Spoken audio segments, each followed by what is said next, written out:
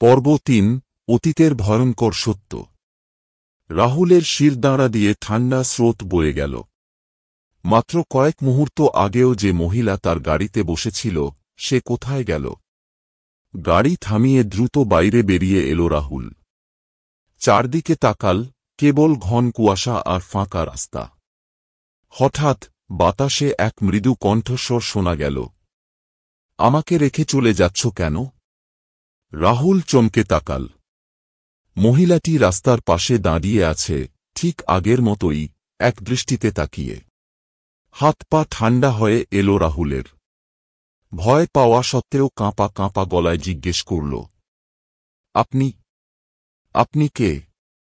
মহিলা এবার ধীরে ধীরে বললেন, আজ থেকে ঠিক ২০ বছর আগে এই রাস্তায় এক গাড়ি দুর্ঘটনা ঘটেছিল।